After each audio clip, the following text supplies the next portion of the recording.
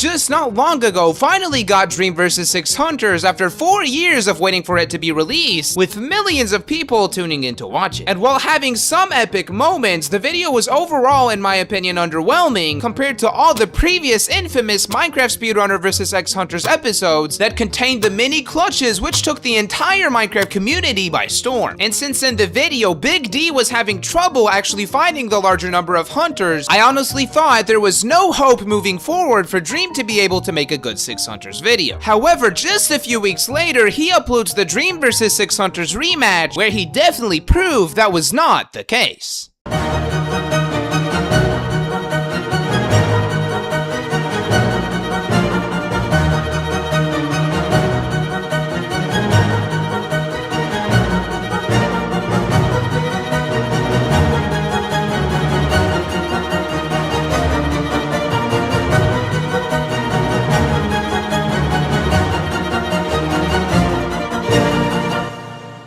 Oh, and also, there were many hidden things in the manhunt that if you watched, you probably didn't notice that I'll mention later. But first, here's all that happened in Dream's latest video in just 3 minutes. The manhunt start is placed on the top of a mountain, where he instantly takes 8.5 hearts of damage, but still survives by jumping into the water at the bottom, but also with sweet berries that he gathers along the way. He then swims towards a village, where in the first house, he blocks himself in and heals up using the food from the chest. Just kidding, he somehow punches all 6 hunters to death just using his fist, leaving him at just half a heart. He then heads towards a mushroom island where he tries building up to heal, but is knocked off and forced to clutch using berries dropped from Sapnap's death. This in itself was an insane clutch, especially since he's talked about this mechanic of being able to pick up an item from the ground while falling, meaning he was well trained to perform this clutch. He then uses some of the distance gained to loot a buried treasure and multiple shipwrecks before the hunters finally pressuring him enough to make him want to go underground. Here, Dream is able to pick some of them off and craft armor before eventually finding a trial chamber, which are seeming to be a common occurrence in Manhunt. After a bit, the hunters catch up again and are geared up in the copper from all around them and apply a lot of pressure there, nearly killing him in the process. Dream eventually realizes how it's not worth staying and fighting the constantly respawning hunters and eventually surfaces where he eliminates the threat of 4 hunters. That's right, I said 4 because Sapnap and Bad Boy Halo split up from the rest to execute their plan of getting to the end first to access the end city with its elytras. In the meantime, the speedrunner gathers many arrows from the trial chambers he returns to, but also food from the couple chasing him hunters and full diamond armor before heading out to start a plan of his own. On the way, however, he somehow encounters another mansion, and this time actually manages to obtain 3 totems. He towers up to make a portal that he then enters, only to find already looted bastions. However, he there fights some of the hunters where totems are used not only by Puffy, but also in a close call by Dream. Eventually, they all die to him, giving Big D enough time to actually find lootable structures. Keep in mind that in the meantime, Sapnap is already in the end finding multiple elytras. Upon returning to his portal, he starts executing his master plan of making a second portal above the original that he destroys, using a clutch that should be impossible, but I'll get to that later, making the hunter confused, allowing Dream to perform his insane totem spear play to kill Awesome. Now this isn't the last shocking thing he does in this same spot because, after gathering enough resources and using another portal trick to return to the top one, he makes a ghost block trap to kill one of the hunters to obtain a vital item needed to win this manhunt, the elytra. After snatching some of the rockets as well, he barely escapes the multiple hunters flying right on his cheeks to enter the already filled in portal where he uses the elytra to almost instantaneously destroy all the crystals. Then pure chaos breaks out as the hunters all try to elytra spear the speedrunner, who also does the same, where as a result, George gets pierced, but also Dream, whose last totem gets popped. Then after everyone running out of rockets, Green Guy, to guarantee the win, tries to kill what he thinks is the greatest winged threat by chasing and following Sapnap almost into the void, only to find himself dead to the newest, most inexperienced hunter.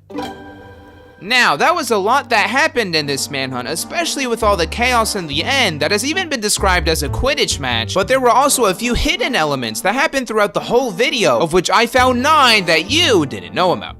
Probably. Starting with the fun fact about the berry clutch that he picked up to save himself, that is actually not the first time this has happened in a manhunt, because Bablu in his 9 Hunters rematch gets knocked off from a couple hundred blocks and uses hitboxes to locate the sweet berries far beneath him. He then does the same exact thing and clutches by picking up the berries last second dropped from one of his hunters' death. This is definitely one of my top clutches in all of Manhunt. Next is something in the Manhunt that didn't happen but could've. When looting a buried treasure, Dream obtains a spear that he tries using once but then just kinda gives up and never does anything with it again. But I think a specific instance perfect for using this overpowered weapon that he didn't take advantage of was combining it with the massive speeds achievable from a bow that if he had thought of during those 2 times he was in the possible spots could have made for another awesome Manhunt play. Maybe next time though.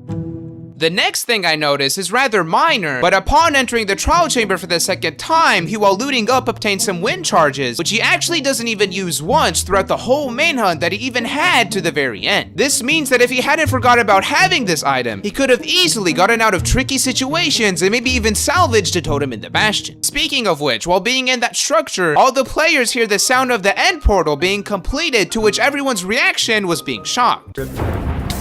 What? Wait, what? But the reason why is because for the first time, the hunters actually moved to a separate call to not let the speedrunner hear the making of their plan. Now, this might not seem like a big deal until you consider how this hasn't even happened before, to a point where I thought it was a rule that all players must be able to hear each other as a part of the game. I guess not. Now, this part is where many unnoticeable elements happen during the entire portal dynamic because of how convoluted it all was, but first, I need to ask you to subscribe, since we are so close to 250,000 subscribers. Thank you. Starting with this moment here, Dream builds up 100 blocks above his main portal and removes his trail to make a second one for a trap. He then wants to go back down to destroy the initial one to make the trap work and does so by water clutching. However, this should not be possible. Everyone knows that if you use a water bucket on certain blocks that are not full, the game waterlogs it, allowing the liquid to exist inside. And the same applies for all leaves that had this feature introduced in 1.19 that created another difficulty in clutching in addition to others. However, players have learned to adjust to this change where they simply aim for a surface that's not leaves. But that's clearly not what Dream did in his manhunt, so how did he live? Well, it just so turns out that literally only a few months ago, Mojang added the ability to place water beside waterloggable blocks by simply shifting, which means that must have been what he had done. This means an incredibly niche mechanic Dream somehow knew, but I assume it's from all the mini speedruns on the later versions, allowed him to survive the fall. And just for those of you wanting to say that this feature is widely known, I asked you guys about this in a poll and the results show otherwise. Once the trap was set up and successfully executed, the other hunters started pushing in with their deadly spear and elytra combo, making Dream want to go back through the portal. He then instantly starts placing blocks all around in random spots seemingly for no reason, but I assume the reason why he did this was to somehow stop the creation of the new portal by not making any available spots for that to happen. But upon researching if the hunters had followed him through it, it would have only slightly offset the new one or straight up spawned it in the blocks he placed,